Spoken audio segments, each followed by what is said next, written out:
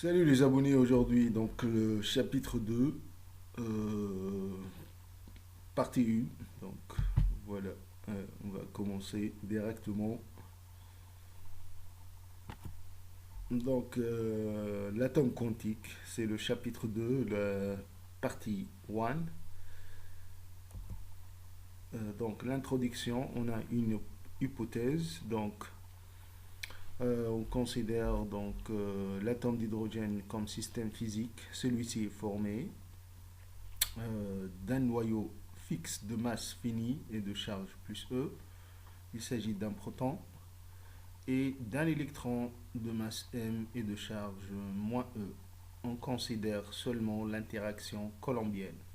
Remarque, donc à ce niveau, on ne considère pas le spin de particules. Aussi, on fait un traitement non relativiste et l'image classique qui sert pour le principe de correspondance est celle du modèle de Bohr. Deuxièmement, Hamiltonien et équation de Schrödinger. Donc, en utilisant le principe de correspondance, le Hamiltonien de l'atome d'hydrogène, voilà, c'est H égale P carré sur 2m plus V de R. Avec V de R, c'est moins E carré sur 4pi epsilon 0 R. Potentiel central, donc en représentation vectorielle, on a l'Hamiltonien H égale moins H bar carré sur 2m fois delta plus V de R. Donc l'équation de Schrödinger stationnaire à 3 dimensions s'écrit moins H bar carré sur 2m fois delta plus V de R psi, c'est égal E de psi. Donc troisièmement, le moment cinétique orbital.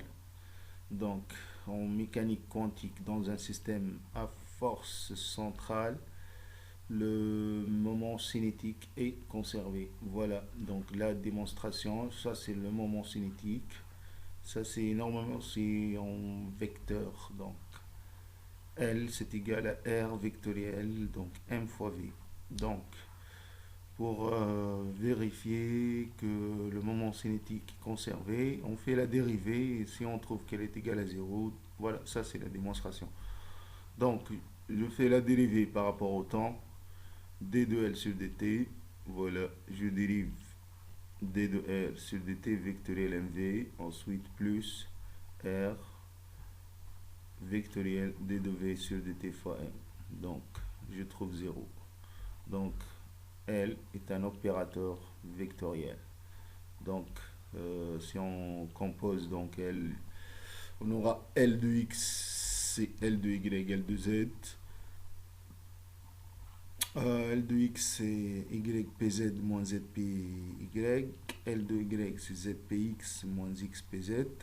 Et L de Z, c'est XPY moins YPIX. On montre donc que le commutateur, donc Lx, Ly, c'est égal à I H bar Lz. De même, le commutateur de Ly, Lz, c'est IH bar Lx. Et le commutateur entre Lz et Lx, c'est IH bar Ly. Donc, j'ai déjà donc fait les démonstrations dans une autre vidéo. La vidéo, c'est les opérateurs en mécanique quantique.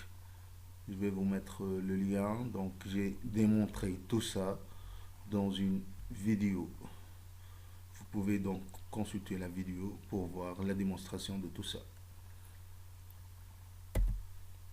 Ensuite, voilà, on a L carré.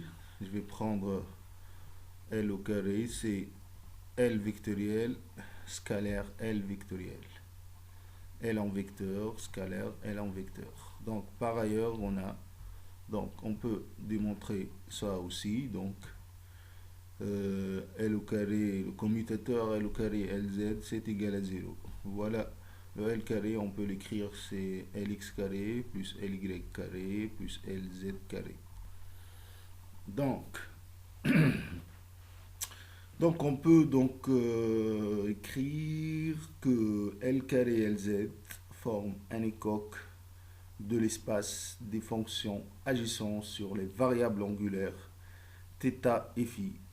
Donc un écoque, c'est ensemble complet d'observables qui commutent.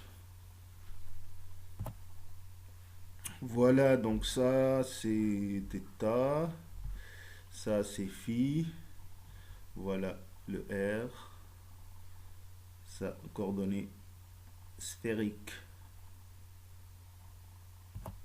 Donc, dans l'espace de Dirac, les quêtes propres communs à L carré et LZ sont notées. LM, voilà. Et on a donc L carré, donc fois le quête LM, ça donne donc H bar carré L plus 1 fois le quête LM.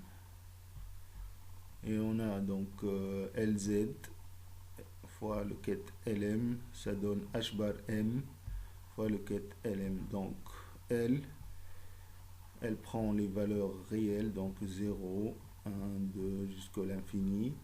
Et M, elle prend des valeurs entre moins L et plus L. Donc si L par exemple, donc égale à 1, donc M, ça, elle prend les valeurs de moins 1 à plus 1. Ça veut dire donc moins 1, 0 et 1. Donc M prend trois valeurs, moins 1, 0 et 1 dans le cas où L égale à 1. Et si donc L égale à 2, M, elle prend les valeurs de moins 2 à plus 2. Voilà, vous comptez, vous aurez donc 5 valeurs, moins 2, moins 1, 0, plus 1, plus 2. Donc la base Lm est appelée base standard. L, c'est le nombre quantique angulaire et M, c'est le nombre quantique azimutal ou magnétique.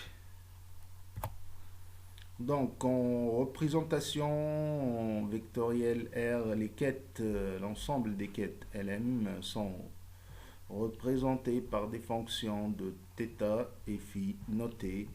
YLM de θ et phi, ce sont les harmoniques sphériques. Et on a donc, voilà, je vais remplacer.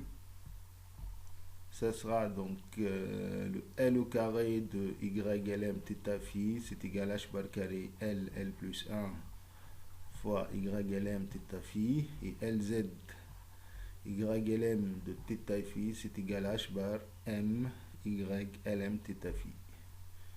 On a juste remplacé. Donc, quatrièmement, séparation de variables. Donc ici, on va réécrire le Laplacien. Voilà le Laplacien qui est égal à delta R moins L carré sur H bar carré R2 avec delta R, c'est 1 sur R2, D sur DR de R2 fois D sur DR. On sait que, donc voilà l'équation de Schrödinger, donc moins H bar carré sur le deuxième delta plus V de R, psi, c'est égal à E de psi. Je vais remplacer donc le delta par sa valeur, voilà, je vais le remplacer par cette valeur-là. Et on va faire le calcul. Donc vous remplacez, c'est du mathématique tout ça, donc vous remplacez, vous trouvez donc moins h bar carré sur deuxième delta R plus L2 sur deuxième R2 plus V de R fois psi, c'est égal à E de psi. Donc on multiplie par 2m R2. Je multiplie cette équation par 2m R2, je vais trouver ça. Moins h bar carré R2 delta R plus L2 plus 2m R2 V de R fois psi est égal 2m R2 E de psi. Donc, je vais ramener donc le E ici, je vais sortir le L au carré, donc vous aurez ça, h bar carré R2 delta R moins 2m R2 V de R plus 2m R2 de E fois psi, c'est égal L2 de psi. Donc tout ça, je vais le noter grand D de R fois psi, c'est égal à L2 de psi. Voilà le grand D. C'est tout ça. Donc, ce qui fait, donc j'aurai psi. Donc, je peux noter que psi r θ phi, c'est égal. Je vais séparer, donc, je vais prendre grand R de R et M de θ de phi. Donc, on a grand D de R de psi, c'est égal à L2 de psi. Donc, puisque j'ai noté psi R fois M, voilà. Donc, je remplace. Donc, sachant que grand D agit sur R et L2 agit sur M, donc, je peux arranger donc l'équation comme ça. Donc, M θ phi, donc, puisque grand D agit sur R, voilà, je vais le mettre à côté de R qui est égal à R de R fois L2 qui agit sur M θ phi. Donc, je vais prendre 1 sur R, D de R de R, c'est égal à 1 sur M, L2 de M. Voilà, j'ai une égalité de deux fonctions, f en fonction de R et l'autre c'est en fonction de θ et phi. Et ça c'est quel que soit R, θ et phi. Donc, je vais noter, là c'est une accolade ici, donc je vais prendre, ça c'est une constante, donc tout ça c'est une constante et tout ça c'est une constante. Donc, D de R de R, c'est égal à R de R. Et L de M de θ, c'est égal à M de θ. Voilà, j'ai juste donc multiplié par R de R ici et par M de θ ici. Voilà, donc on peut dire que la constante A, c'est égal à H bar carré L, L plus 1. Et M θ phi, c'est égal à Y, L, M θ phi. Donc, d'où la fonction d'onde psi r θ et phi, c'est égal R de R fois Y Lm θ et phi. Donc, pour déterminer R de R, donc on résout cette équation-là, H bar carré R2 delta de R moins 2mR2 V de R plus 2mR2 E fois R de R, c'est égal à H bar carré L, L plus 1 fois R de R. Donc, on multiplie tout ça par moins 1 sur 2mR2. Voilà, je vais trouver donc moins H bar carré sur 2m delta de R plus H bar carré L, L plus 1 sur 2mR2 plus V de R. Le tout fois R de R, c'est égal à E, R de R. Et puisque delta de R, je connais de delta de R, c'est 1 sur R2, D sur dr de R2 fois D sur dr de delta, que je multiplie par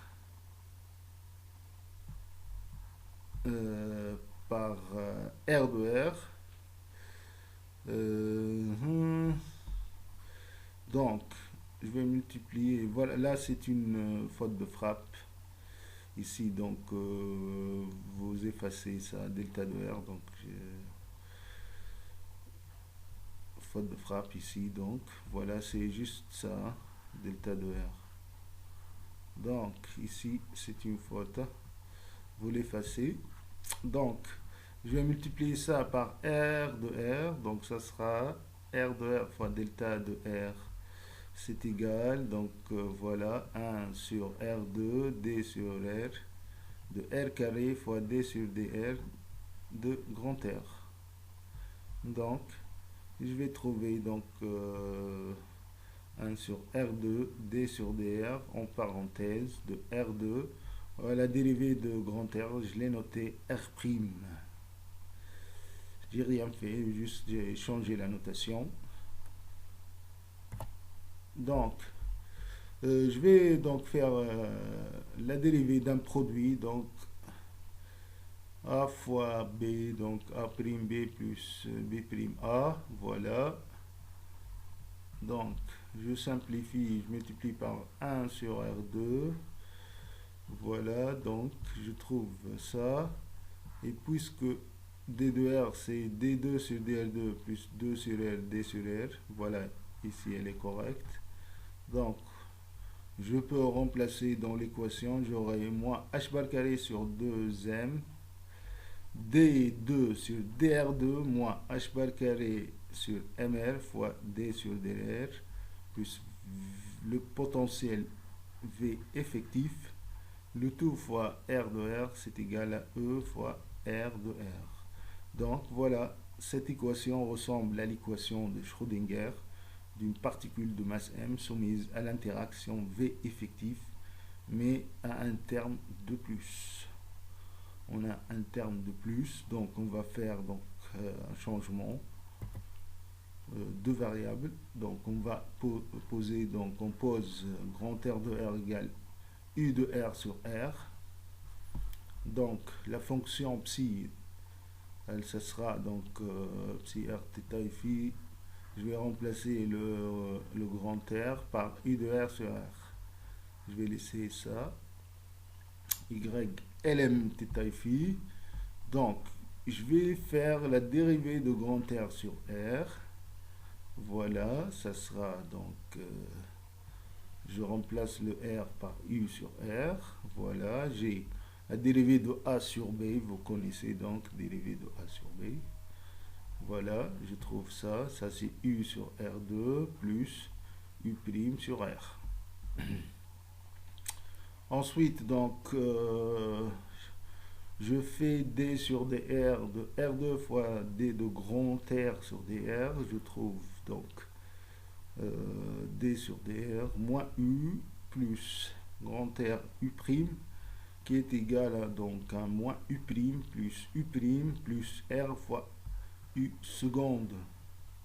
Donc, je vais trouver 1 sur R2, D sur dr, de R2, de D sur dr, de grand R, ça sera égal à 1 sur R, de U seconde de R. On replace dans l'équation, je vais l'injecter, et voilà. Je l'injecte et je vais faire sauter le terrain. Donc j'aurai moins H bar carré sur 2M 1 sur R D2 U de R sur DR2 plus V effectif U de R sur R, c'est égal à E U de R sur R. Donc j'arrange l'équation, je vais trouver moins H bar carré sur 2M D2 U de R sur DR2 plus V effectif U de R, c'est égal à E U de R. Voilà, elle ressemble, on retrouve bien l'équation de Schrödinger à une seule dimension d'une particule de masse M soumise à l'interaction d'un potentiel V effectif de la forme moins E carré sur 4pi epsilon 0 R plus H bar carré L plus 1 sur 2M R2. Voilà, ça c'est pour le potentiel, le V effectif. Donc voilà, la courbe, c'est comme ça. Donc si pour L égale à 0, donc je trouve comme ça une courbe qui fait comme ça. Si je change le L, donc il y aura, la courbe va se rapprocher. Elle se rapproche donc de l'axe des abscisses. Lorsque L augmente, pour L égale à 1, pour L égale à 2, elle se rapproche encore de R, de l'axe des abscisses. Voilà donc, ça c'était le chapitre 2, partie 1, donc le partout. Donc je vais faire un exemple, une application, comment tracer les harmoniques sphériques, et vous allez comprendre pourquoi on a fait cette démonstration aujourd'hui. Voilà, je vous dis à la prochaine. Salut.